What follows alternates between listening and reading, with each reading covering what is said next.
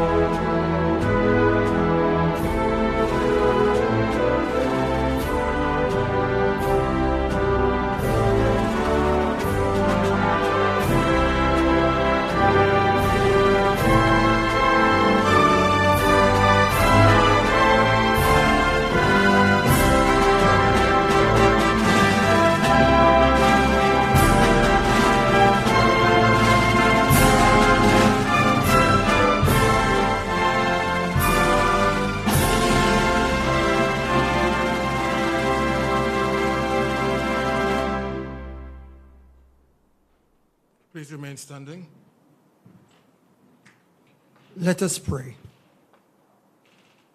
O God of work and of honest labor, we give you thanks for Labor Day celebrations in this country and around the world. We thank you for our colonized and enslaved ancestors who built this country by their blood, sweat, and tears. We thank you for those who stood up so that we could get better wages and better working conditions. We thank you for those who continue to shine the light of work in various ways. Today we give you special thanks for this year's focus on the elderly, the vulnerable, and those persons with disabilities. We ask you, Lord, that you'll make us sensitive to our brothers and sisters, whatever their situation, that the strong might seek to help the weak, that we might remember that together we are our brothers and sisters' keepers, that truly we might ramp up the access and show that we care. We ask now your blessing on this occasion. May it be meaningful, may it be encouraging, may it shine a light where there is darkness. We give you thanks, we give you praise. In your name we pray. Amen. Thank you very much, Dr. Jennings. The Honorable Olivia Grange, the Minister of Culture, Gender, Entertainment and Sport. The Honorable Pernell Charles Jr., Minister of Labor and Social Security. Mrs. Marsha Henry Martin, representing the Honorable Desmond McKenzie, Minister of Local Government and Community Development.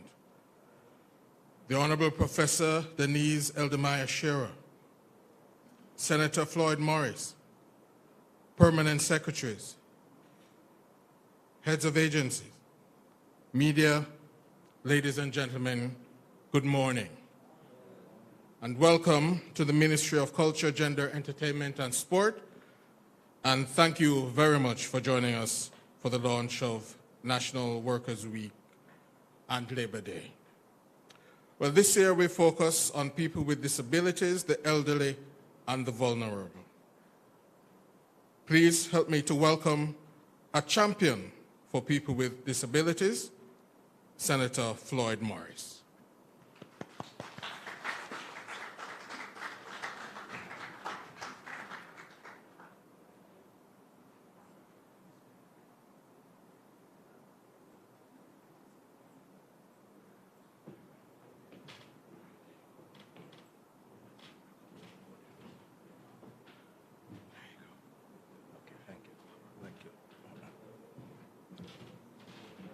Mr. Master of Ceremony, Honorable Ministers Grange and Charles, my doctor for many years, Professor Denise Eldemire Shearer, Permanent Secretaries, other distinguished guests, ladies and gentlemen, a pleasant good morning to you. I'm deeply honored to be here to bring brief and quick greetings for this launch of Labor Day 2024. And I must say that at this very moment, the Senate is sitting, and I deemed it very important to be here, not just only because Minister Charles and Grange are involved, but because it has to do with persons with disabilities.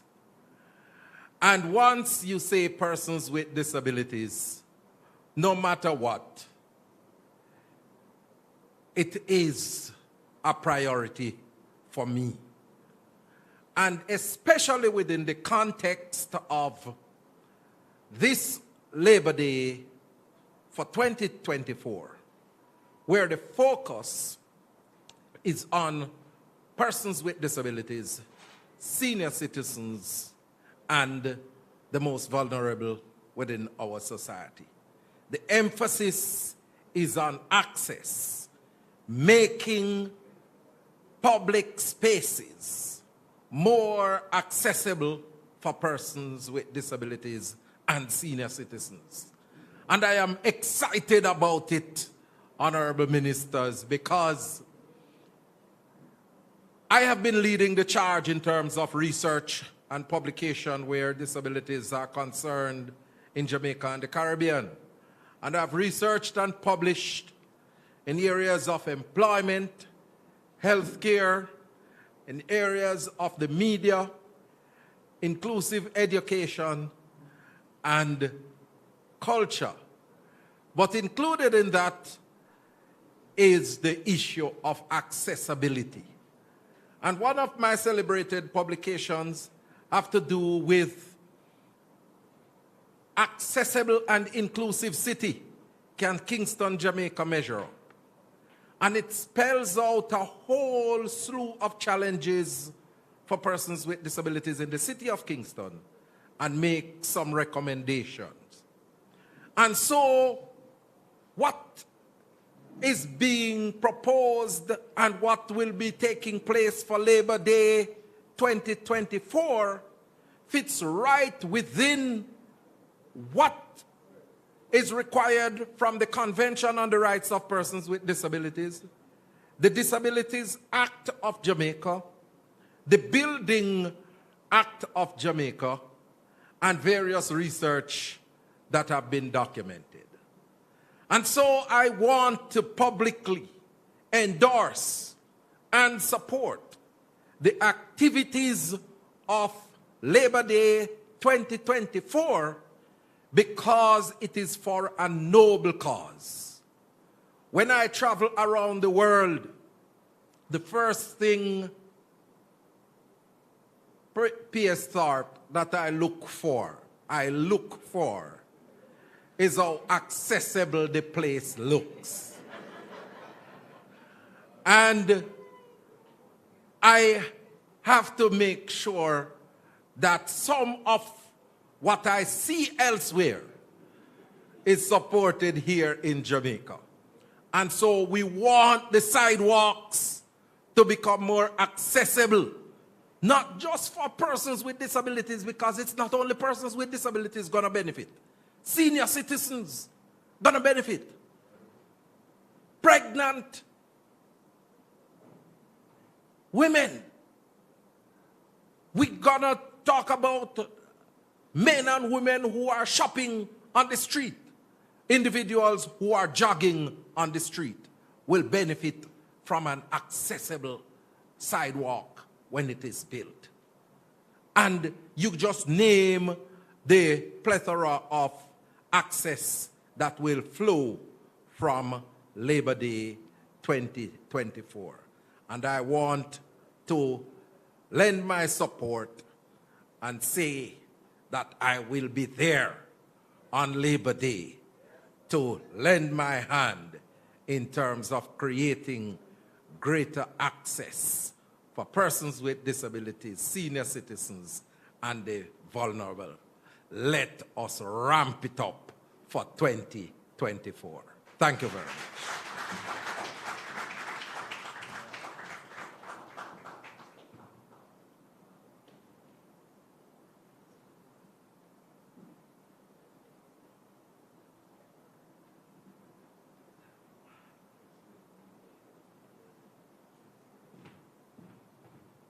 One more time for the Senator. So, Workers' Week and Labor Day is a whole of government activity that has many stakeholders in the ministries, departments, and agencies, in the municipal corporations, in the opposition.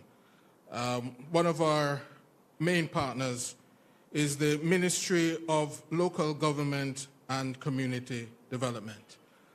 Today, I want you to help me to welcome Mrs. Marsha Henry Martin, the Permanent Secretary, who is today representing the Minister, the Honorable Desmond McKenzie.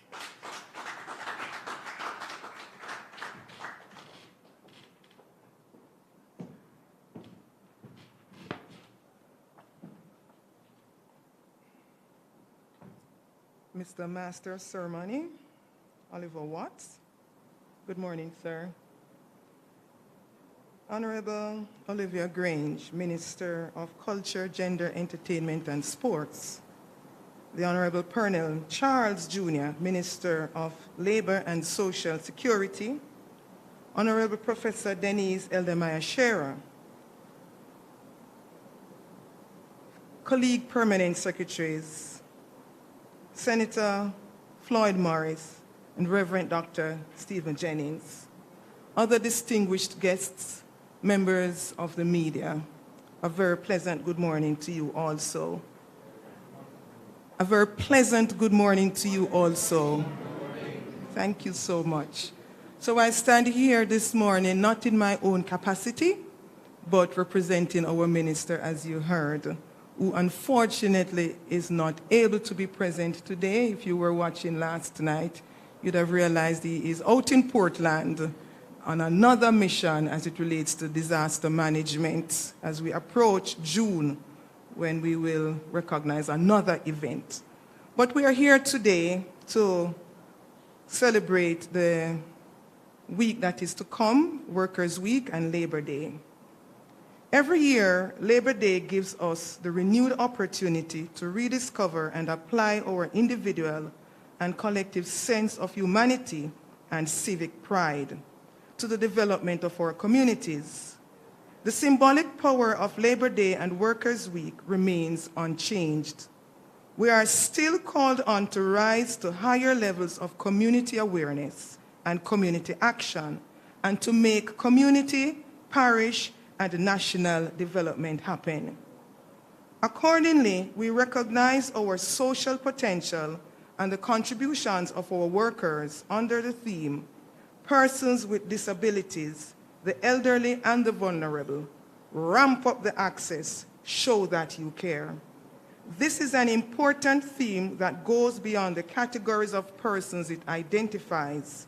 This theme represents the government's continuing effort to reignite and spread across our country the spirit of volunteerism and the attitudes of mutual respect, caring, concern, and compassion as normal daily experiences in our workplaces, homes, and communities. This is a critical national project which will ultimately require full acceptance and personal implementation by all of us all year round if we are to overcome the social challenges that we are seeing in our public spaces, domestic spaces, and schools, among others. The Ministry of Local Government and Community Development has always been a traditional partner in the implementation of Labor Day activities. This year, we will approach the observance of this special part of the national calendar with renewed energy. We will continue to acknowledge Labor Day in visible and practical ways as a ministry, and also through the municipal corporations as we support the national project of ramping up the access at the Institute of Jamaica. Sir Harrow, good day. The municipal corporations will also be fully engaged in the implementation of various projects within their parishes as we continue to work for social protections through direct engagement and infrastructure minister, from infirmary care to indigent housing construction for the vulnerable Jamaicans we serve. As we observe and celebrate Labor Day 2024, we appeal to every Jamaican to use this opportunity to build your community by the actions you take. The achievement of our national development goals depend not only on policy decisions and effective program and implementation, but they also depend on you.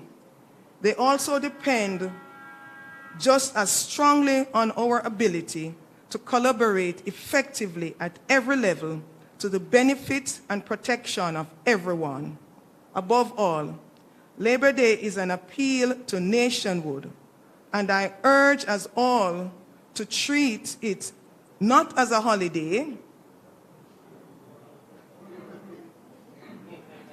Remember, I'm just representing the minister. But as a working day on which we rediscover and build on the values that will make our beloved country the place of choice to live, work, raise families, PS resident, and to do business. Thank you.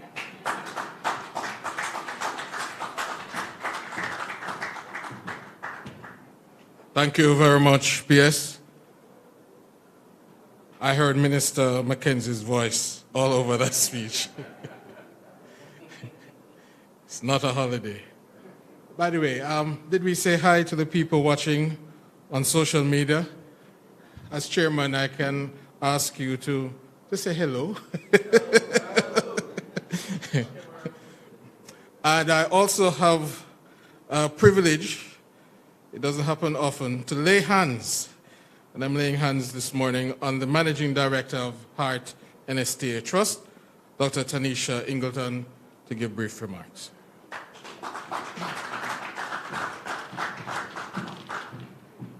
Thank you so much to our Master of Ceremonies. Let me first acknowledge our Honorable Minister, Olivia Grange. We have with us as well Honorable Pernell Charles Jr., Minister of Labor and Social Security, and we just heard from Honorable Desmond Mackenzie's designate PS, Marsha Henry Martin.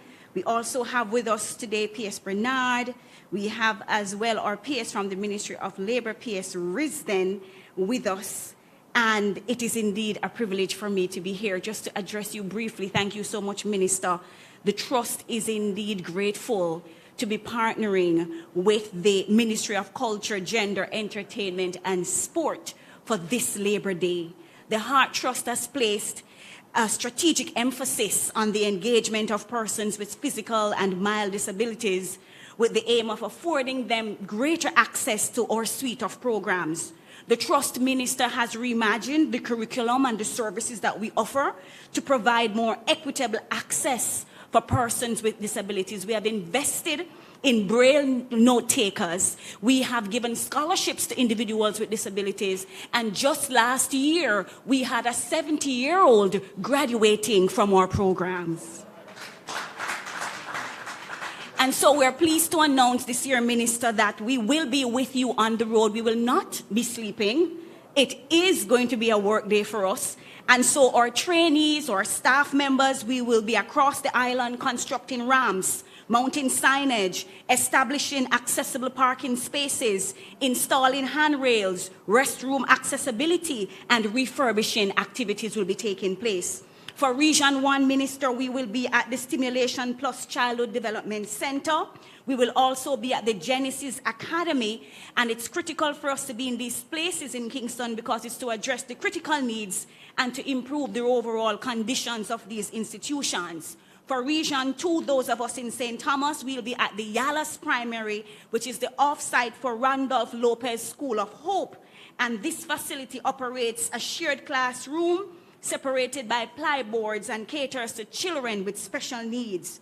For Portland, we'll be at the Drapers All-Age School, and for St. Mary, we'll be at the Port Maria Vocational Training Institute, Stennett Street, and Edge Hill School of Special Education. For Region 3, we are going to be at the Mustard Seed Community Jacob's Ladder, Moneague, and it is important for us to be here because Moneague is home to approximately 180 residents with over 18 different mental and physical disabilities. For Hanover, we'll be at the West Haven Children's Home, and the West Haven Children's Home was established in 1986, and it caters to the mentally and physically disabled as well as those less fortunate. For Westmoreland, we'll be at the Landila School of Special Education. For St. James, the Montego Bay Learning Center. Manchester, Woodlawn School of Special Education. And Minister, the Woodlawn School of Special Education has been serving students with intellectual disabilities in central Jamaica for over 43 years.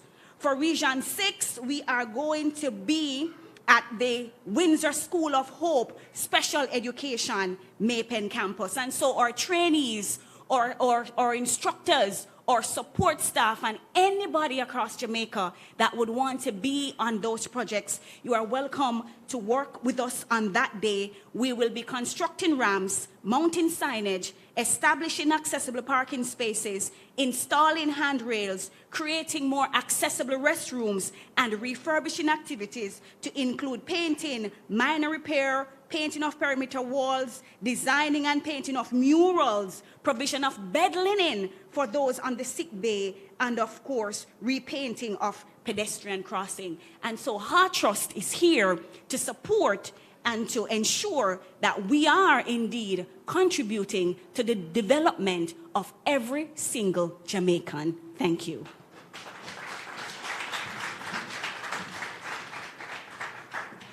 Thank you very much. Big up Heart Trust one more time. We're very happy that Heart Trust has come on in a major way for Labor Day this year. And we also remember that Labor Day is part of a bigger program, Workers' Week, which is about celebrating the value of work and the contribution of our workers to national development. For a perspective on that, please help me welcome the Minister of Labour and Social Security, the Honourable Pernell Charles Jr.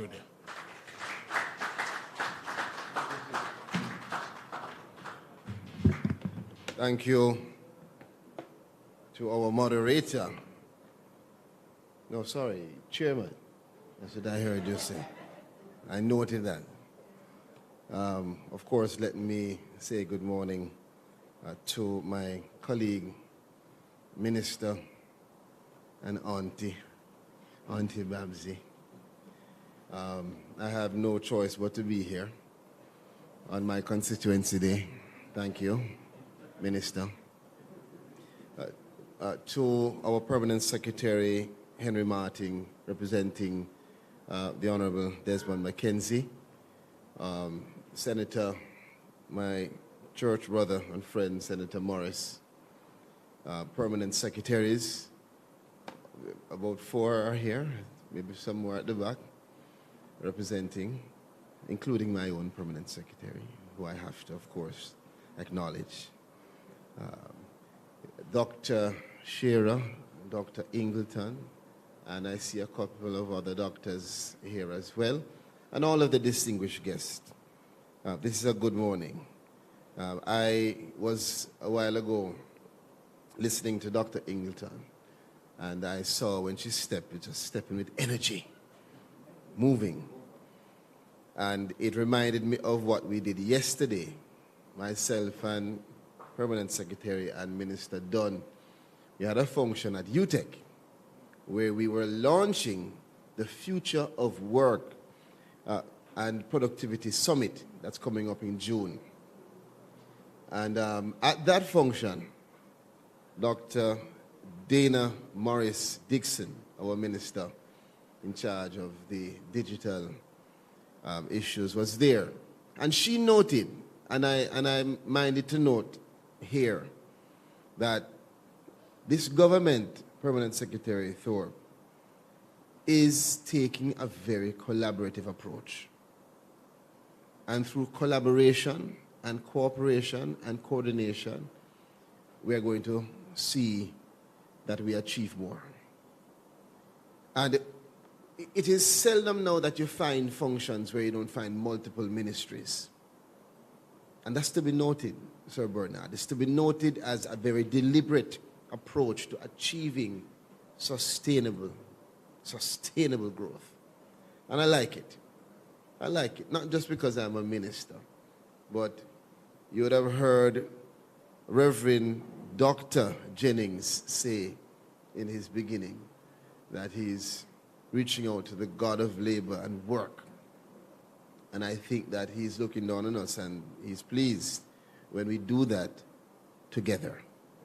So let me just note that I'm proud to join forces with Minister, the Honorable Olivia Babsy Grange, to launch the activities for both Workers' Week and Labor Day 2024, as we turn the spotlight on two groups of special importance to us at the Ministry of Labor and Social Security: persons with disabilities and our senior citizens.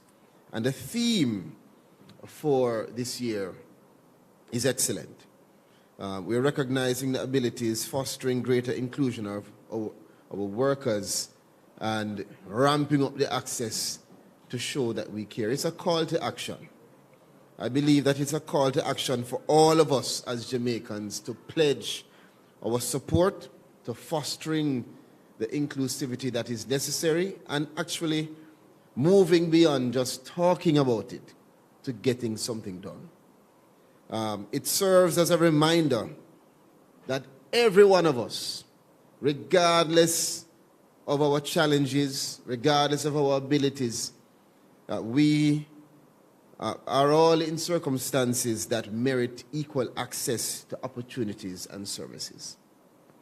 And what I noted when Senator Morris spoke is that he highlighted that this access is not just for persons with disabilities, but all Jamaicans will benefit when our infrastructure and our operations respect the need for proper access.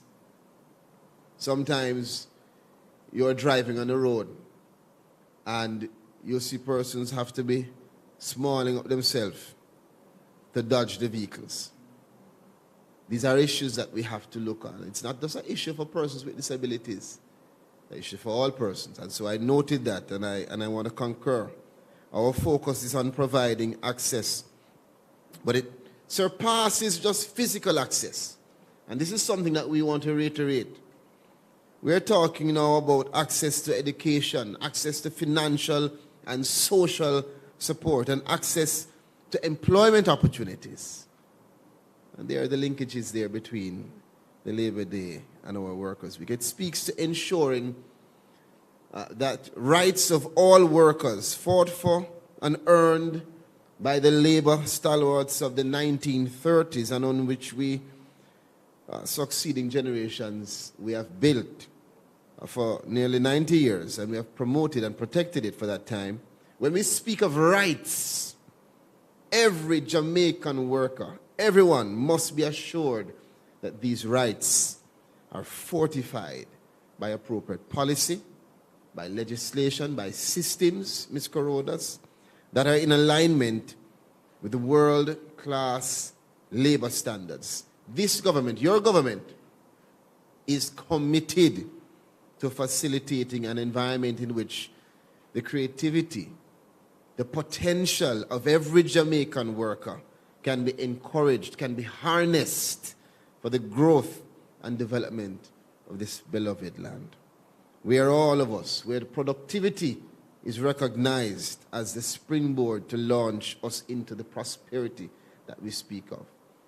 You have heard our Prime Minister. I don't think anybody has reiterated it better than him. He speaks of productivity, peace, and prosperity, and the linkages between those. And that is what we require to achieve the Jamaica that we desire. That sounded good. Somebody write that down for me. That sounded good. You know, although Jamaica has made significant, commendable strides in implementing the provisions of the very important Disabilities Act of 2014, which is to safeguard the rights of people with disabilities and to advance full integration and genuine inclusion, as much as we have done, this will never be achieved through government alone. It requires, there's an obligation for us to ensure that we are reaching out, encouraging, facilitating, working with the private sector, the faith-based organizations, community groups, and individuals, every Jamaican, both affiliated and unaffiliated, if we're going to materialize this vision. Since I've gotten the opportunity, the blessing, I'd say, to serve in this ministry, my own eyes have been opened. Believe me, there's so much I know now that I did not know before May 22nd, 2023. And my mission now is to make sure that every Jamaican appreciates the concerns and appreciates the opportunities that we have if we take a different approach, a different mindset. Similarly, as Jamaica's population, I don't know who read the news yesterday, but did you see the highlight on the issues regarding our birth rate? Yes? Yeah, all the men are saying yes. But let me tell you, so as our birth rate continues to decline, and Mrs. Boat Williams and I were just speaking of it, the birth rate is declining while the mortality age is increasing. That therefore we have to adjust in our thinking about how we treat with persons after the current age of retirement. And a big part of what we're discussing at the ministry now is how do we contemplate the future of work that must contemplate the future of integration of that cohort. You can't go home and sit down anymore just like that. Yes. So we have a lot to think about in terms of the new frontier in which all citizens will have to now participate to their full capacity. And if my father, who you know well, was here, he would be the first one to get up with his black and white hair and come here and say, I am 88 this year. And if you need me to help with the birth rate, let me continue. I'm going to behave myself. I try my best, Senator Morris, as a good churchman. Let me continue. This Workers' Week, our activities will be tailored to celebrate the progress of Jamaican workers and the birth of our labor movement to an era of industrial harmony. And I'm telling you, we even proved it this week. I won't get into the details, but can I take the time to just acknowledge my staff, my team at the Ministry of Labor that treat with the issues that are so sensitive that you don't know how we are saving you from protest. They're quiet and they're effective. And that is what you want us to be. And that industrial harmony is not just happening by coincidence. It is happening through a very deliberate approach to ensure that there is a space created by our permanent secretary and by our team for people to come and safely have discussions. So, big up to the industrial relations team. But I digress. So, to the birth of the labor movement, to an era of industrial harmony in which workers have the right to representation in the collective bargaining process. And we will reflect on the sugar riots at Frome and the opportunities for us, this current generation, to learn from the lessons provided by our history. Our celebration of Labor Day and Workers' Week are inextricably linked, and so we applaud this collaboration. We continue to make our commitment to ensure that this celebration is successful as we highlight the critical feature of our culture and fostering a sense of nationalism, voluntarism, and pride. I want to join as I close with Minister Grange and Minister Mackenzie and our Prime Minister and team in encouraging every single Jamaican to participate in this week of reflection and celebration from May 17th to May 23rd. The schedule of activities is going to be published in the media, I'm sure, but I want to truly urge you to get involved.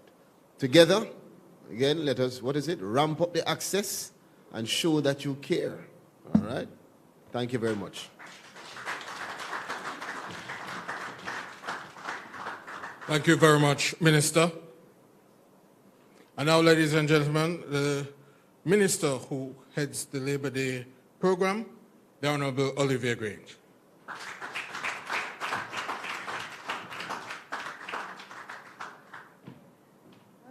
Thank you, Oliver. I want you to give the Master of Ceremonies a big round of applause. I would say he makes a good MC because he doesn't give speeches in between. He just gets to the point. So it's really good to see all these faces this morning. I'm really happy. I want to acknowledge my colleague minister, the Honorable Pernell Charles Jr., and to say to him that what he said about his dad at 88, I won't argue with him. But I can say my grandfather at 86 fathered twins. And my father fathered 12 of us. So I think there may be a link between the Charles and the Granges. I also want to acknowledge Mrs. Marsha Henry Martin, who is representing my other colleague minister, Desmond Mackenzie, who I know would be here if he wasn't on the road. And he's all over the news, so he's being effective. I also want to acknowledge my good friend, Senator Floyd Morris, who is here in his own right and also representing the opposition. And I want to thank him for coming. Of course, our guest speaker, the Honorable Professor Denise Eldemeyer, Shearer. I am happy to see you here. I gave her very short notice. Normally, the guest speaker is the Prime Minister, Honorable Prime Minister. But as you know, he's overseas. And I lay hands on her suddenly. Maybe it was about 10 p.m. that I called her, and she agreed. So I really wanted to give her a very special welcome here. And I'm fortunate to have several permanent secretaries in the House this morning. And I can boast, I'm the only ministry with 2. So I want to recognize P.S. Thorpe, Denzel Thorpe, and P.S. Deanroy Bernard. And also, one of my favorite permanent secretary, Mrs. Colette Roberts Risden. You know, you all know the things she covers. So you know why she's my favorite. I thank you also on behalf of the many persons who called me for funeral gowns. All right?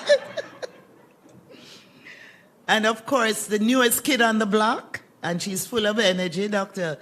Eldemeyer, Professor Eldemeyer said to me, boy, she bouncy.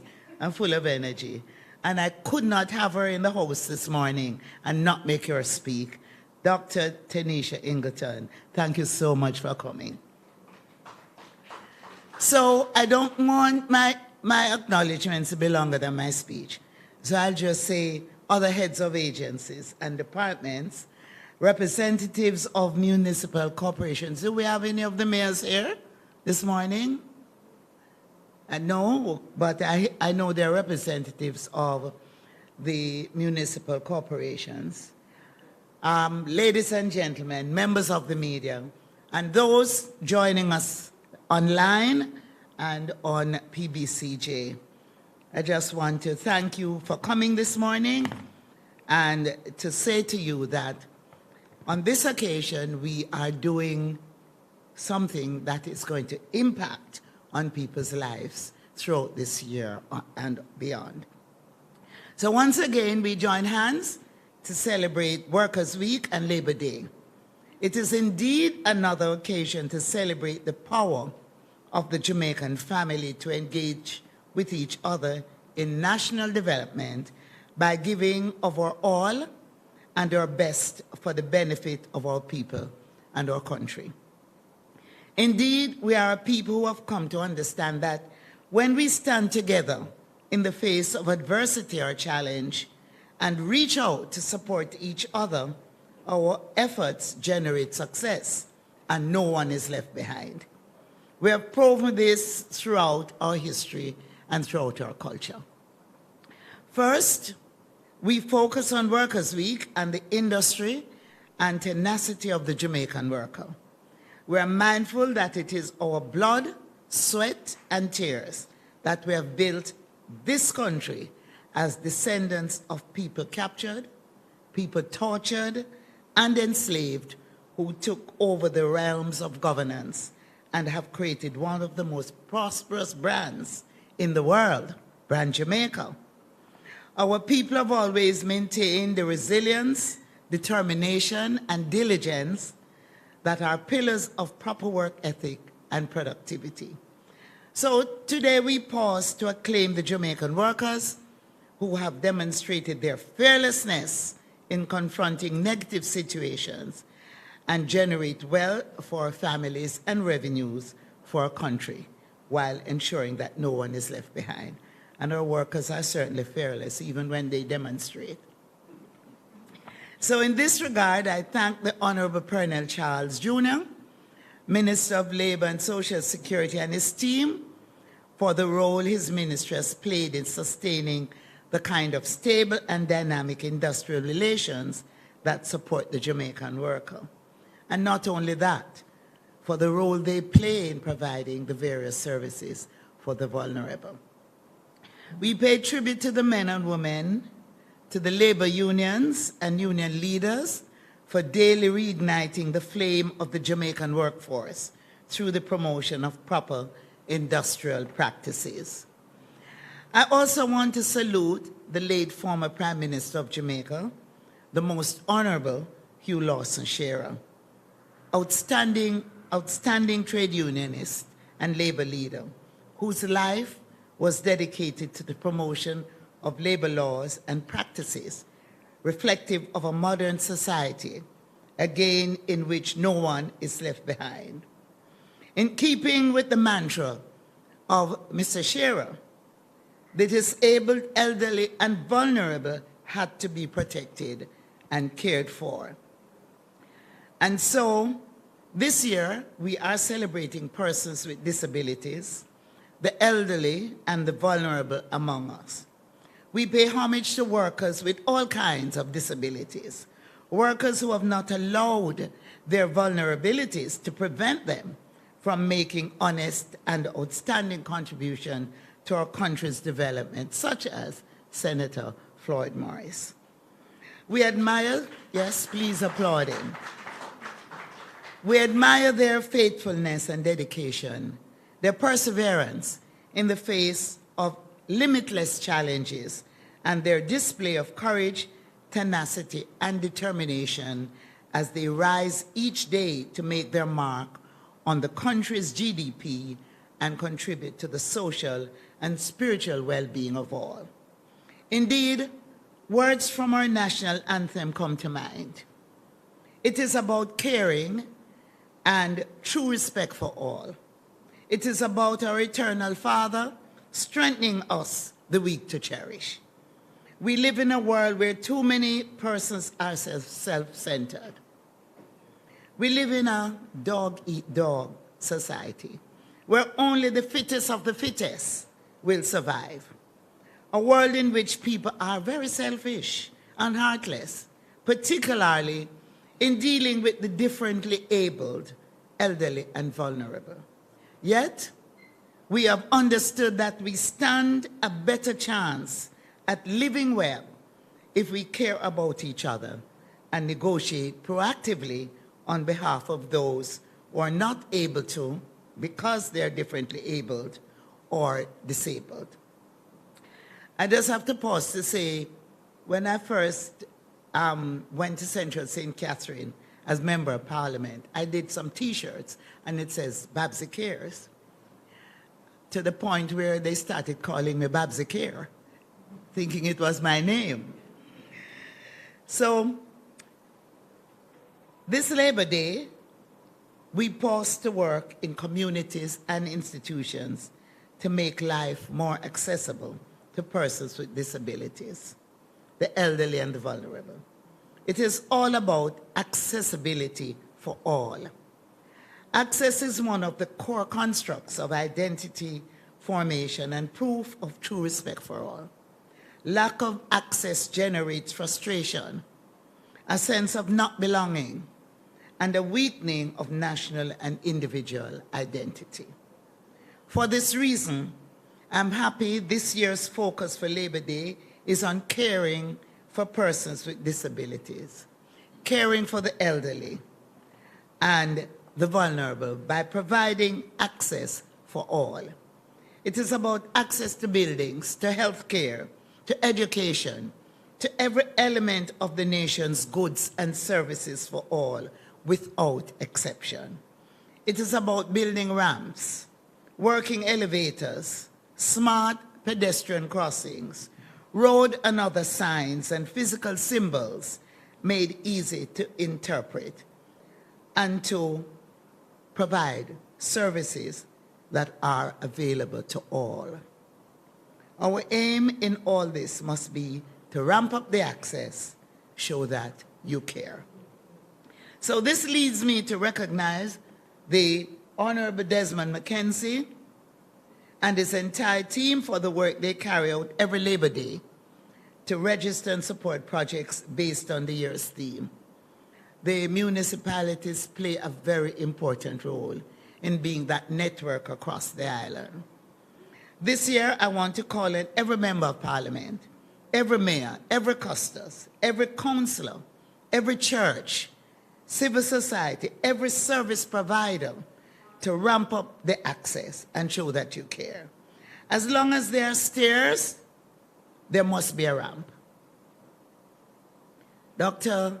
Eldermeyer, Professor Eldermeyer Shearer, the most honorable Eldermeyer Shearer, we will have a ramp and an elevator, so you will be able to attend council meetings at the Institute of Jamaica. The persons with disabilities, elderly and the vulnerable, must have equal and reliable access to schools, churches, hospitals, clinics, restaurants, and every service provider. Yes, we need to ramp up the access and show that you care. When we do so, we build into the concept that every Jamaican feels a sense of belonging and positive identification because we cared enough to provide access to all. Our national project this year is the Institute of Jamaica, which is the oldest culture and heritage institution in this part of the hemisphere, founded in 1879. And the Institute is the repository of the nation's information on culture, science, heritage, and traditions, with its museums such as the Museum of Jamaican History, the Jamaica Music Museum, and the National Gallery. Without knowledge of our history, we cannot fully fashion and express pride in our country. It was our national hero, the Right Excellent Marcus Messiah Garvey, that asserted that a people without knowledge of their history, origin, and culture is like trees without roots. It therefore stands to reason that every Jamaican, girl, boy, woman, man, and the elderly must have access to the information and records stored in the Institute of Jamaica on behalf of and for the enjoyment of the people in Jamaica. So I don't want to go on much longer because we have a guest speaker, but just to indicate that details are provided on the activities for Labor Day, and among the highlights will be the unveiling of the Lyndon Newland bust at the Ministry of Labor and Social Security. And for young people who don't know who the late Honorable Lyndon Newland is, he was the minister at the time who introduced the National Insurance Scheme, and is being honored by a bust being unveiled in his tribute. And of course, we are also celebrating the birthday of a former Prime Minister, the late Honorable Hugh Shearer, on the 18th, and there will be a floral tribute as well in his honor. There are a number of other activities, and at the end of Labor Day, we're going to give thanks and praises in Emancipation Park with a gospel festival. And we usually get excellent turnout at this event. I just want to give you an idea. On that occasion, Labor Day in the night at Emancipation Park, and it's free. We will have Kevin Downswell, John Mark Wigan, Rhoda Isabella, Gotti, Candy, who is, she's, I don't know if I should say blind or she's visually impaired, Courtney, who is visually impaired, Alwyn Bleaching, who is visually impaired. So they also going to be a part of the stage and the excitement and the performances.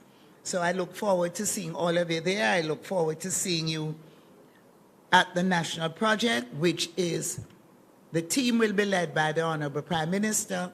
He'll be joined by the Leader of the Opposition, other ministers, and members of civil society.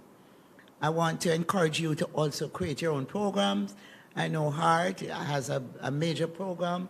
The Ministry of Labor and Social Security will have their own program. Ministry of Labor, the Ministry of Local Government, and other ministries have indicated that they will have their programs as well. Anything that you can do on Labor Day to help someone and to show that you care will be appreciated. God bless you all, and thank you so much.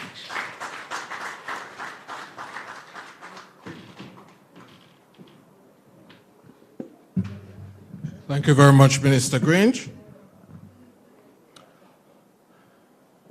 It's time now for a performance.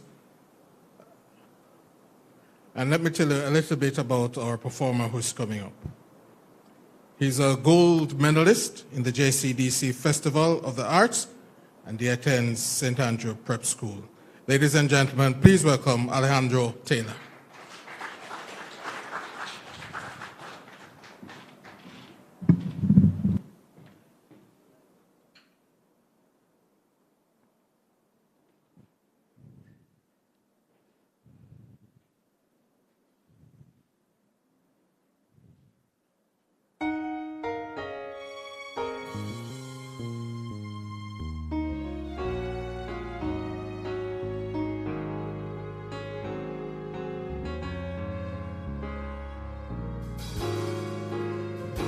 I was born with everything I need to be me. Wings inside my mind to set me free. I know I've got vision more than my eyes can see, and I know I rule my destiny. So no matter how you try, you can never change my mind. I know if caterpillars can fly, so can I, yeah. I know if caterpillars can fly, so can I. Hey, watch I know. This a very caterpillar member say I can fly. Don't watch a mosquito and a sunfly. Don't see a non complain, get up and try. Say the word, the whole universe comply. I work on your goals and build them. Take time and sharpen your skills them. And our dreams, that may no one kill them. Them soon see your wings them. And no matter how they try. And no matter how they try, you can never change my mind. I know if caterpillars can fly, so can I, yeah. Yes, I know that I can fly, for I've learned the laws of life. I know if caterpillars can fly, so can I.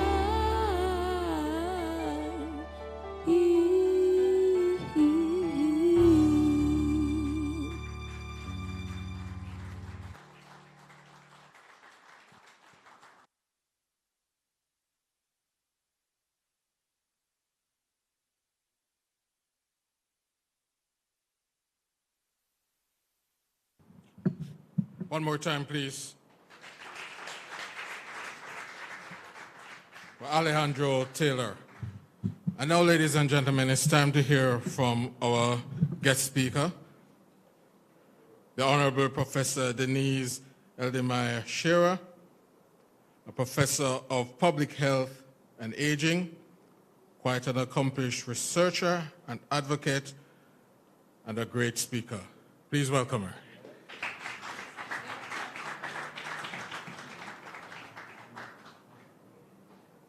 Thank you very much, Chair. Why do I get the sense that I'm being set up? An excellent speaker. It should have been the Prime Minister. I mean, no, that was not in the 10 p.m. message. The 10 p.m. message says, when you wake up in the morning and read this. So the 10 p.m. message acknowledged as a senior I would be asleep. But I think Minister knows, due to our work way back in the 80s, I would not say no to anything to do with older people. Minister Grange, Minister Charles, Senator Floyd, permanent secretaries, ladies and gentlemen. It is indeed a pleasure to be here. For those of us, and I include Senator Floyd here, that have worked in these areas, I won't date him, I can date myself, for the past 40 years. It is a joy to see recognition given to meeting the needs of these two incredible groups that make up over 40% of our population. It is a joy to share this day and this moment with Senator Floyd, because it indicates, Minister, you spoke about working across ministries. I'm going to go further and say working across the political divide. I have worked with Senator Floyd since he first started to speak about the Disability Act. How many years ago, Floyd? The National Council for Senior Citizens at that time in Parliament endorsed the Disability Act because so many of our seniors share disabilities with the disabled community. So it is, I think, another step, as you referenced, in the fact that we are growing up.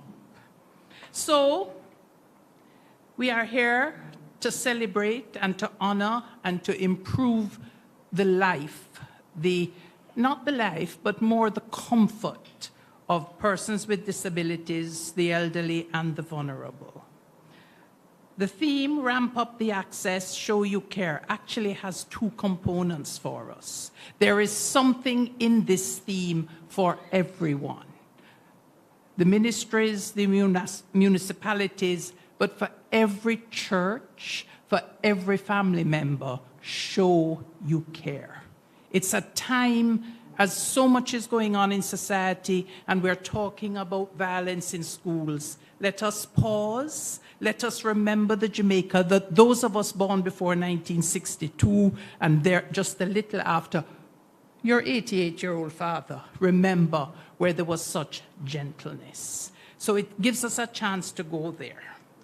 As a population, we are aging. We now have over 375,000 persons over 60. Minister, let me ask you as the Minister of Labour and Social Security to add another dimension to this discussion of the falling birth rate. When the planners decided that we were that the birth rate should be 2, there was a reason.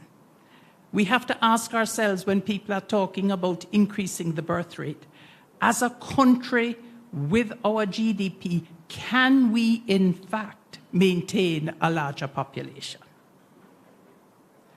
If you even increase the birth rate now, you won't get that workforce for another 20 years. There is another side to this discussion. There is the side of your 375,000 older persons with the retirement age where it is and a population that can still continue and can still work. Yes, they want their retirement, they want the thing, but as we talk about this birth rate, can we also talk about the retired nurses, the retired teachers, all of these people that can still work? And can we acknowledge the contribution of the grandmothers and grandfathers across this country to the younger people being able to go to work while they look after the children and the persons with disabilities? So, Minister, there are two sides. So having said that, let me do what I was sent here to do. We also fortunately now have an increased awareness due to the research of Mona Aging and Wellness, the increase of Senator Floyd, on the needs of persons with disabilities and of older people. As we talk about persons with disabilities, it's important to recognize that some of these services that Minister was talking about, access to health care, has meant that we have many people with disabilities who are now living into old age. The persons who went through the polio epidemic of 1955 are now senior citizens. So it's also a time to celebrate the services that we have put in place and to recognize this. The emphasis on the years of life after 60 changed. The focus changed in 1999 when we had the International Year of Older Persons. We no longer speak only to providing care. We speak now to functional, to maintaining function, to promoting function. Function if you have a cane.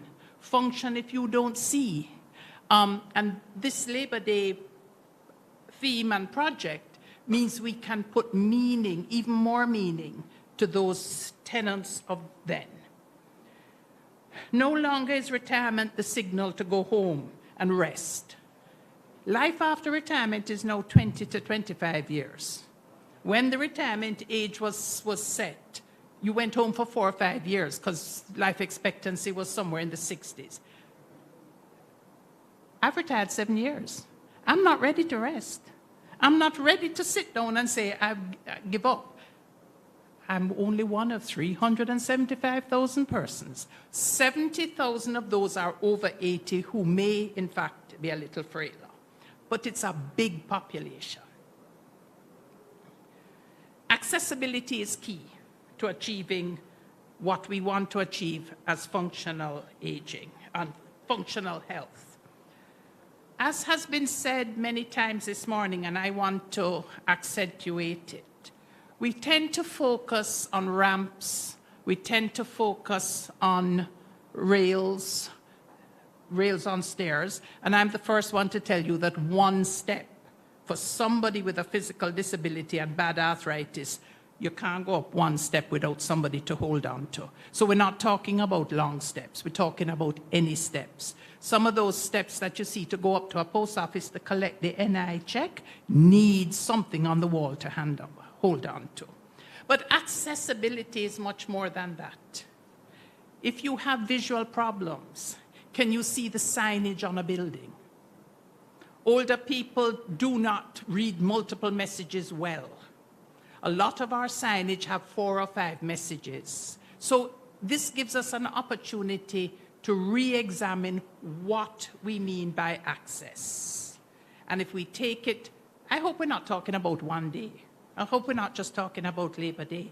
I hope that what we're saying is that Labor Day is the start of more recognition of these groups.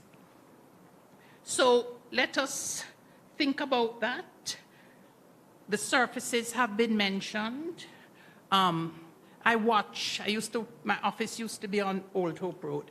I watch those persons, and this is where I met him, and I noticed he's, and the poor blind trying to walk on that sidewalk. There is a sidewalk, you know, and it's done nicely where it slopes down at each driveway, but then it's full of potholes.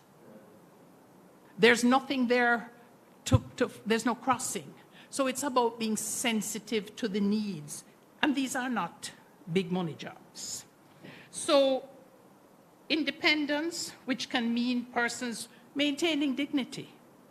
There will be less stress in family units if an older person a person with a disability feels wanted, feels loved, and feels part. And it is accessibility and the ability to access these services that helps to improve that. I want to be able to go to the Water Commission and pay my bill. Of course, now everything is online and everything is digital, and that rules out half of us, including me, because we are not into the digital age. I heard somebody in the audience talking, I can't even remember my password. Well, can you imagine when you want us to remember 4 or 5 because each one has a different one? Older people also want that piece of paper in their hand to show that they paid their money. So that when flow and whatnot come to lock off, you can say, I paid, JPS, whatever. So it's also about, as we think of accessibility, ensuring that we are being cognizant of the different needs of the different generations. And that's where heart will come in. So, Dr. Ingleton, what happened to third age courses? So can I ask you now to think about offering courses for seniors? Okay, it's because there's third age. Seniors need things to do. And families would be delighted if they could drop them somewhere for 3 or 4 hours to learn about flower arranging, to learn about baking. There are lots of possibilities. And this is what Labor Day helps us to think about. There are challenges, and I accept that. I like to dream, but I also I had a husband who made sure there was a tinge of reality when I'm dreaming. So at one point, one day, he said, you want the whole budget or just half? So I recognize that some of our buildings, which are historic buildings, like the Institute, I am glad you're going to try and put a ramp. I'm trying to see how you're going to do it, because those steps go up. But there are challenges, but we have to get around them. These are things that we need to talk about. It's about making adjustments and modifications. The emphasis of Labor Day and Workers' Week on the access will allow families, churches, somebody mentioned the faith-based, to take a look around them, because Labor Day and Workers' Week is for everybody. As somebody who grew up in the rural areas of Jamaica, who knows what it is to drive through sugarcane fields to go to school, I implore us to remember our rural projects and to ensure that we remember 60% of the Jamaican older men are farmers and live rural. So those are things that we need to remember and to think about. We have beautiful buildings, but we also have to think, how do we get into them? And they're protected buildings because they're national heritage. So congrats to the minister and the planners that this is the national project. Minister would have let the cat out of the bag. I did have surgery. I have not been to a meeting at the Institute in 2 years because I cannot. So, P.S., I guess I have to take back that resignation if you're now going to make access. I told them the P.S. about, a month ago, take me off because I'm not going to meetings. So I guess I have to now say I will go back since I can. But can you imagine the number of little things that can be done in churches? How many I went to a church the other day where I had to go upstairs. There was no downstairs access, and I was going to a funeral. There was no access. So it's not just about government. It's about all of us in every sphere of our life, stepping back and saying, how can I show I care? Because that's why I love the theme. It's the access, but it's the care. So,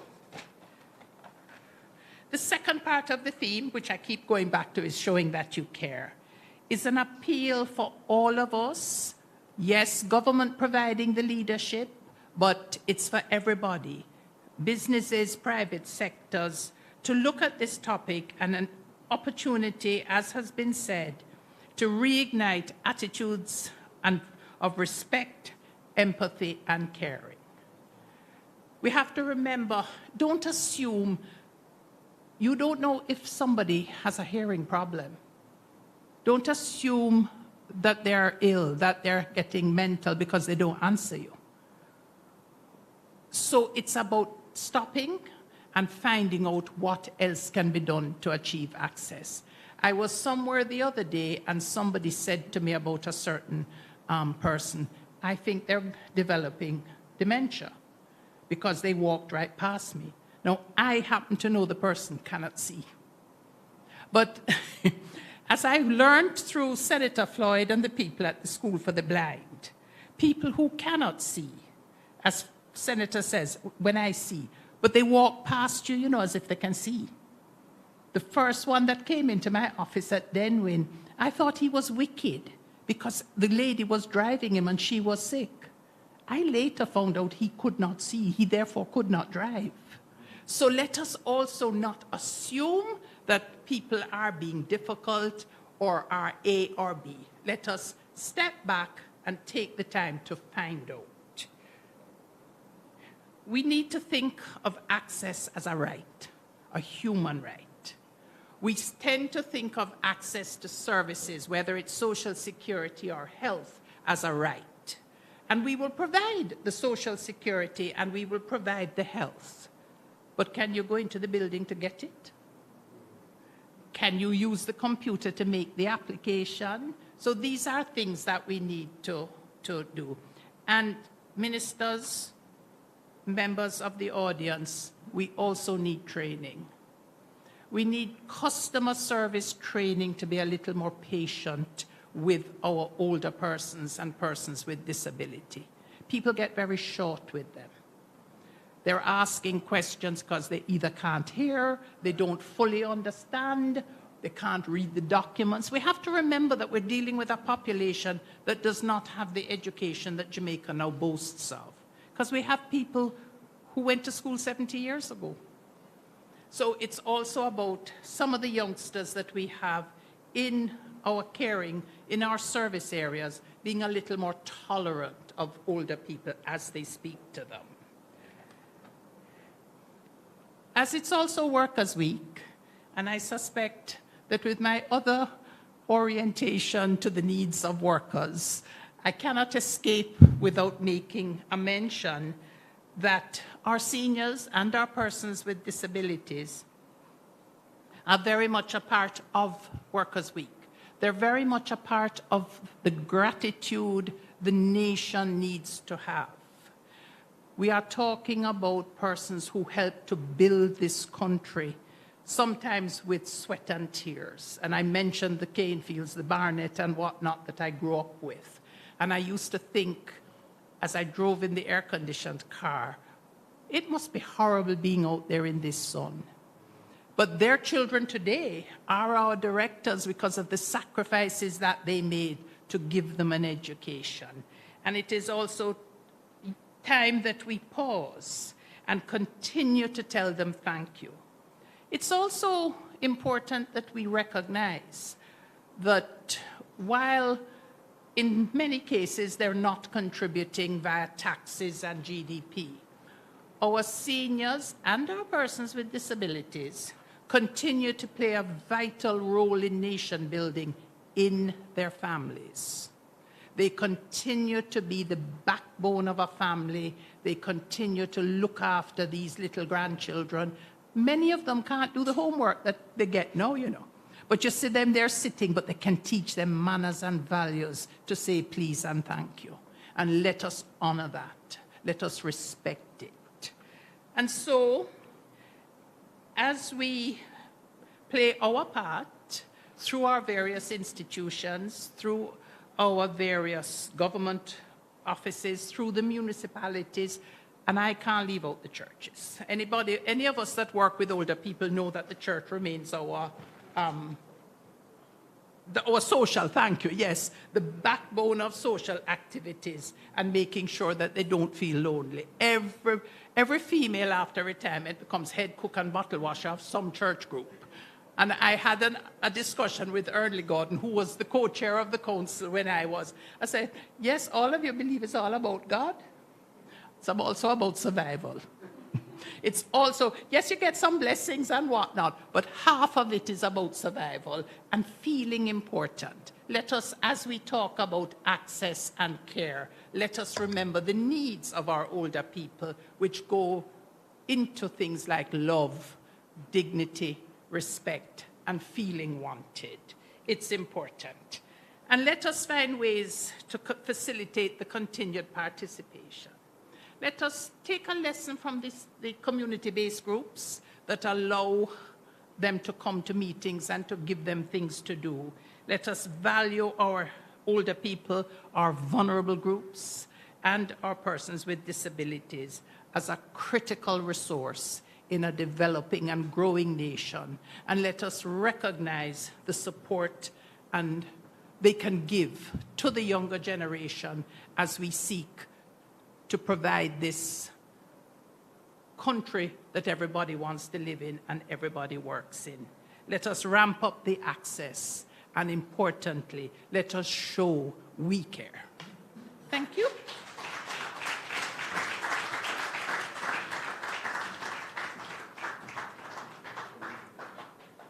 So what did I tell you?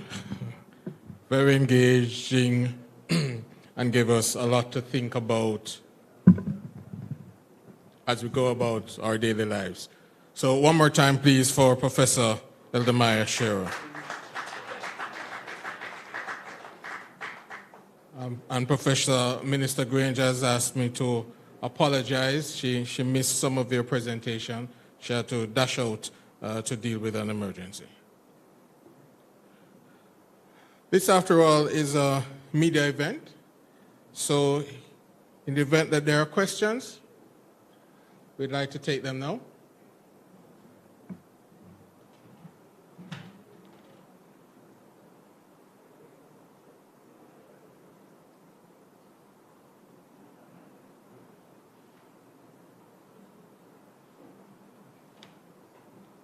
So any questions?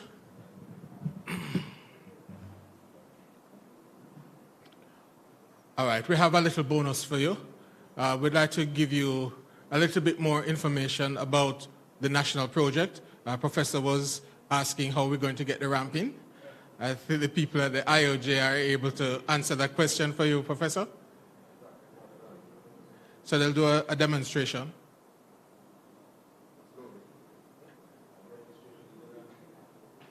How much time you need? So in the meantime, can we invite the ED to give us a sort of overview what the plan is while the presentation loads?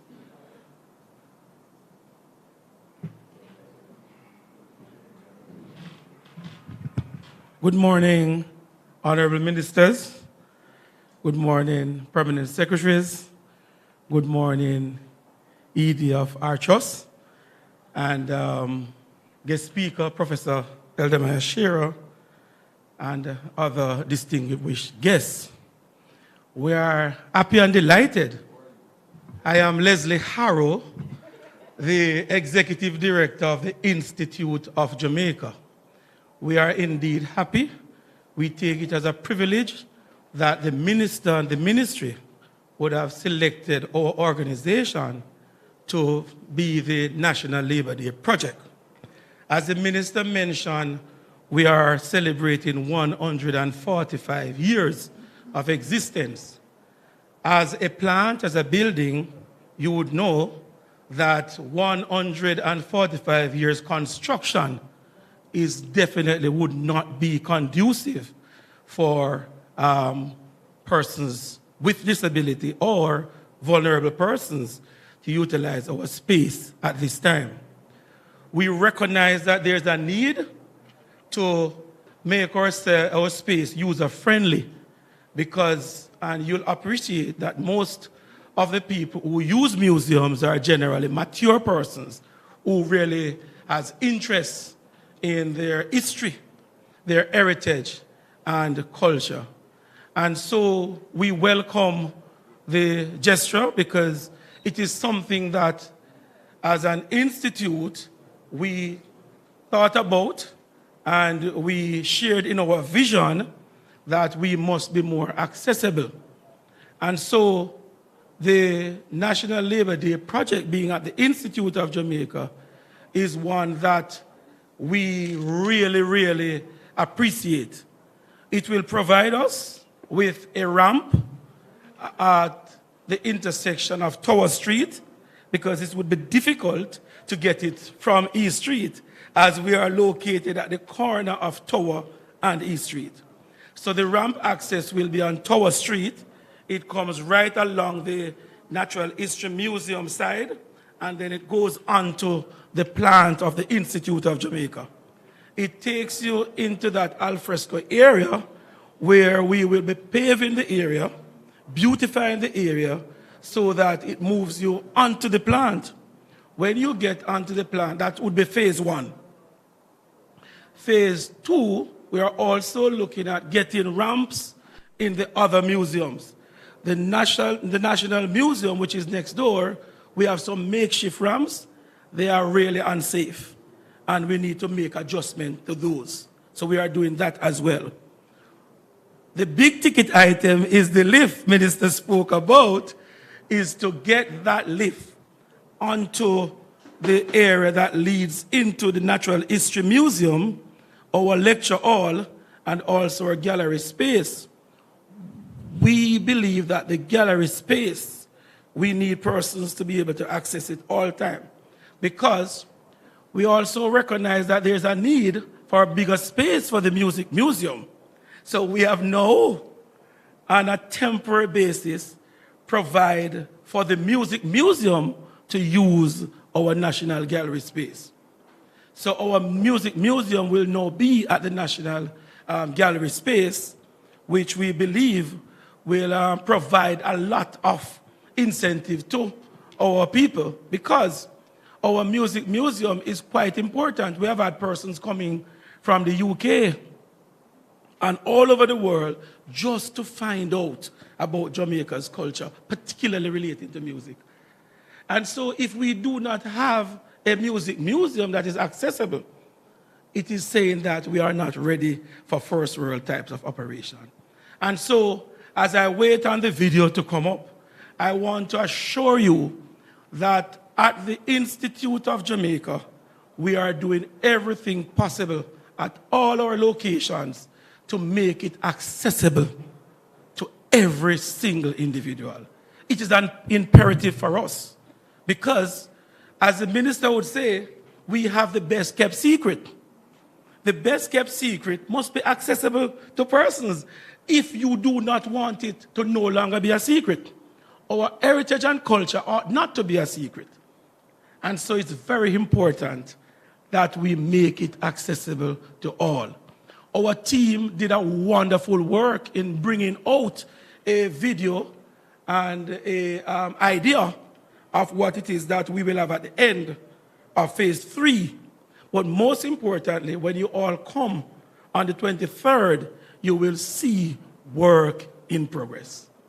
And so I want to commend my team for the hard work they have put in, and for those persons who were at the Institute long before me. You know, if they did not perform well, then there wouldn't be an institute. And as I fill in, I want to thank Mr. Dr. Crawford. We all know Dr. Crawford, right? He's a man from Portland, and it is the parish of my birth. And another man from Portland is in charge. And so we want to thank Dr. Crawford as well for the work he did at the Institute of Jamaica. And so we'll be putting in work in Labor Day. And we are also thinking how quickly we can get the KSAMC and the NWA to approve a pedestrian crossing in front of the Institute. Thank you very much. Let us look at the video here.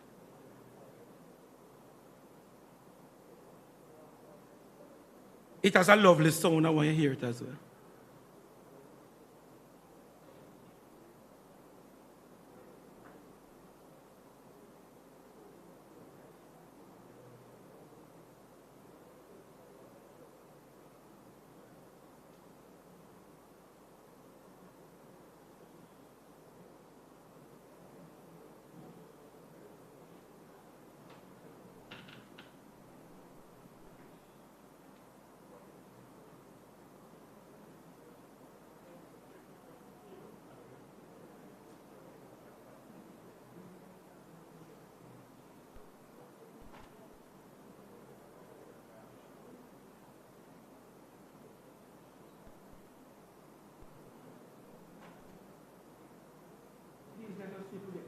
That's a nice song.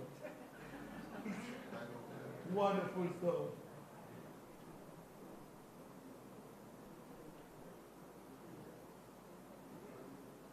We want to commend the production team. It was at short notice that we were asked to do that. Very short notice.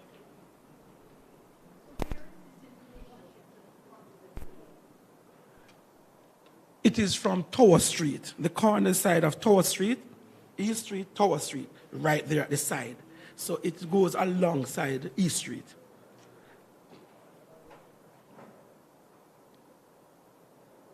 No sound engineer? It's a lovely song. It's a lovely background. It's one of those, I can't sing PS.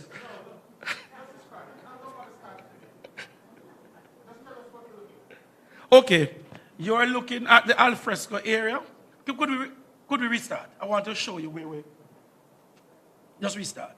Right here is on the compound. This is what we want it to look like, right? It is the alfresco area we're trying to set up on the outside at the back of the building for persons who have been to the Institute is between our administrative block and alongside the Natural History Museum on the inside. On the outside there is the entrance from Tower Street leading onto the premises. So right at the side, we'll get you up at the side and we get you onto the plant. And when we get you onto the plant, right there, beside the Natural History Museum, the lift now will take you 2 floors up. So one to the Natural History Museum and the other to the National Gallery space, as well as the lecture hall. It will be a beautiful site. You know, we encourage you if, I know Dr. Ingleton, maybe Professor, could assist us with funding. No, we really need funding at the Institute. We need help. And we can partner because the Institute, as it is an institution of learning, and so art forms part of our strategic plan. And therefore, we'll be having discussions as to how we can sort of enable teaching and learning at the Institute because we have been there for many years. And therefore, we must have something to offer. And that's part of our strategy. We have our discussions with the Ministry of Education, and certainly we're able to put this one in for our trust. So think about us. Thank you very much. Thank you, Chairman. Thank you very much, Mr. Harrow. As we come to the end of the program, just a few things to tell you about. Some of the activities for Workers' Week, starting next Friday. There'll be reflections at Froome, that's in Westmoreland, between 10 and 3 o'clock. Then on Sunday the 19th, we'll have the Workers' Week and Labor Day church service. That will be at the Morant Bay Parish Church in St. Thomas. On Monday the 20th, we'll be mounting the Workers' Week display at North Street, and there will also be a Centenarians Day activity at the National Council for Senior Citizens. That's Monday the 20th. On Tuesday the 21st, there'll be a wreath laying at the Aggie Bernard Monument at the Kingston Craft Market. That's Tuesday the 21st at 10 in the morning. Wednesday the 22nd, we hope to unveil the bust of Lyndon Newell, and that will be at the Lyndon Newland, forgive me, at the Ministry of Labor and Social Security at Hero Circle. And then also on Wednesday the 22nd, we'll have the Workers' Week Expo, advancing special needs for an inclusive labor market. Minister Grange had mentioned that we have the birthday celebration. I believe it's 101 years, the birthday of former Prime Minister Hugh Shearer. I don't know if you've read this book, but it's exciting. I found it to be interesting, and you know, interest is a hell of a thing, because what I remember now is that, or how, the Prime Minister was able to give the first televised broadcast to the nation. I'm interested in that because for a very long time, TV was my life. So this is what stands out in the entire book. That's my favorite part. And you can get a copy.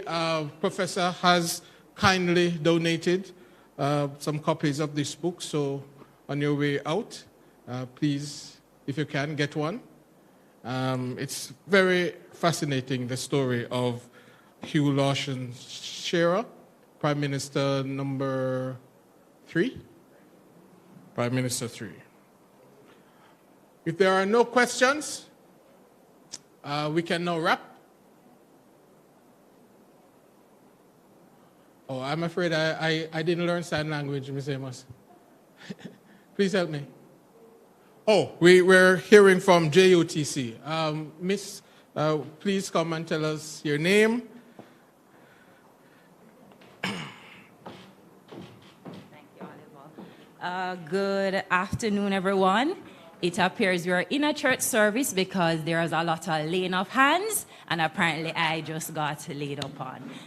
So it was a wonderful presentation, especially from Dr. Eldemayo, and really apologizing that I'm not able to observe all protocols, so please bear with me. Representing the JUTC, my name is Kimberly Gardner, and I'm the Corporate Communications Manager. As you heard before, this is all about collaboration. And what we really want to do is to also ramp up access, show that we care, and that is with public transport, as you appreciate, Dr. Eldemayo. How we will be participating in this Labor Day is really to showcase the services that the public transportation, premier public transportation agency, the JUTC, offers to the elderly, as well as those with special needs. And this year, we will be partnering with the committee at the expo on May 22nd, where persons can actually come out and see the bus that we have that has that special access for persons with special needs. We also do have a particular bus card called the Smarter Card, where our elderly get a discount once they have that. And really what we want to do is to make it available to persons coming out on that day. We do hope, and I'm saying hope as I look at P.S. Bernard, that we'll be able to have that bus wrapped with the image of the campaign. And so in having that as well, persons will be more aware of what this year's Labor Day and Workers' Week theme is about. Ramp up the access, show that you care. And because I wasn't prepared, Mr. Oliver, I'll now take my leave. Thank you very much. delighted to hear of steps being taken to improve access for members of the disabled community or people who are differently abled, as we are now encouraged to say.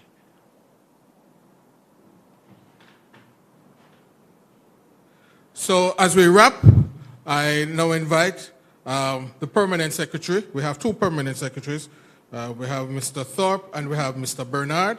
We're inviting Mr. Bernard now to do the vote of thanks.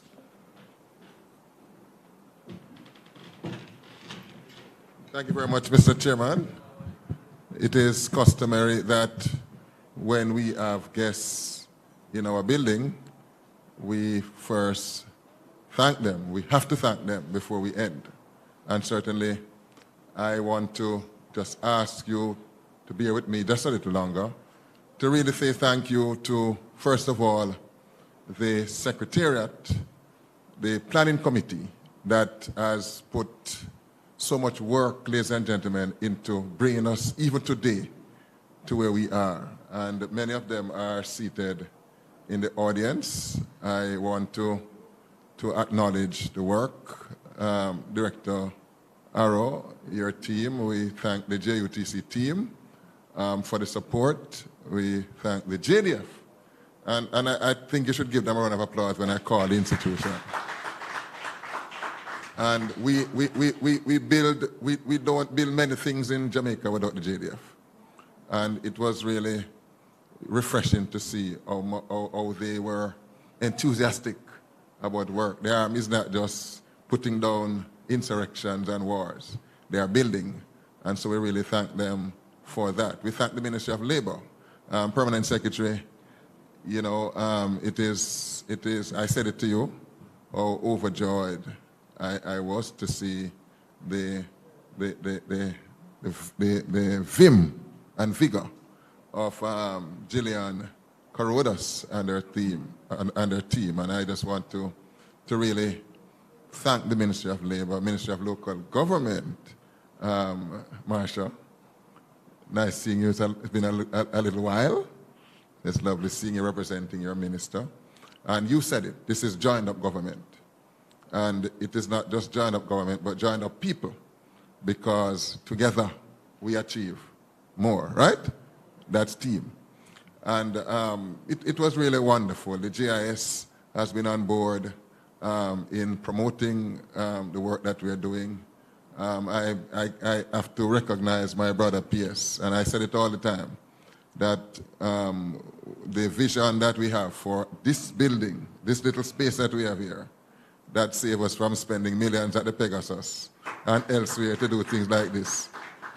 I was telling an authority, an agency this morning that I was speaking with, that when we save money here, we can send more money to them. All right? So saving is also caring, all right? And, you know, so all the different organs, you know, I see my EDs, agency heads, who have all been integral, Dr. Kurt, all of us that have worked together to really bring us to where we are, the central ministry staff. And, you know, the Minister of Culture, Gender, Entertainment, and Sport, you know, at the risk of pain and punishment, I always say is just the best minister you can work with. And I want you to give her a round of applause as she has so ably led the Secretariat, not just hands off, but she's hands-on, integral. And it is good and refreshing, Dr. Ingleton, for us to have a minister who knows the subject matter more than us. Right? She knows the subject matter more than any one of us. And so we sit at her feet and we learn each day. Professor Eldermeyer, Cheryl, I'm so happy to have you. We're so happy to have you. And I remember a guest speaker who spoke about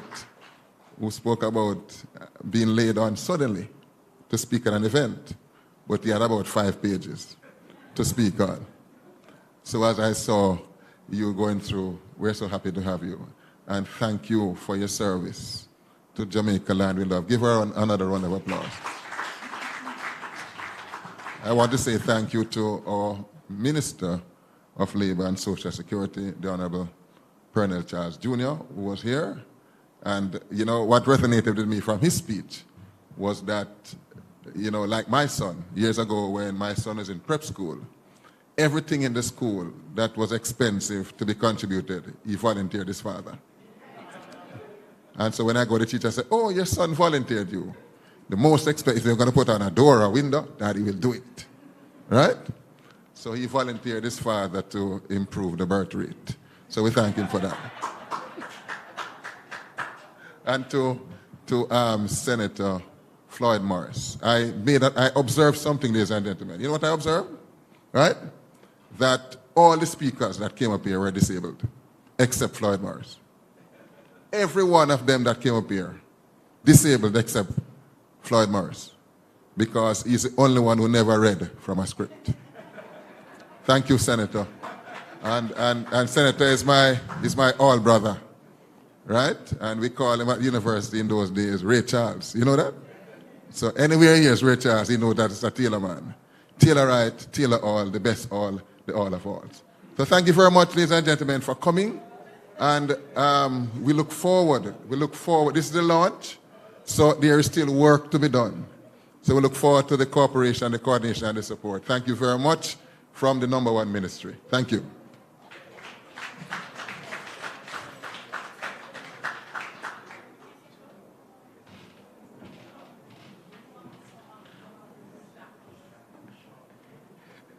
All right, thank you. Have a great day.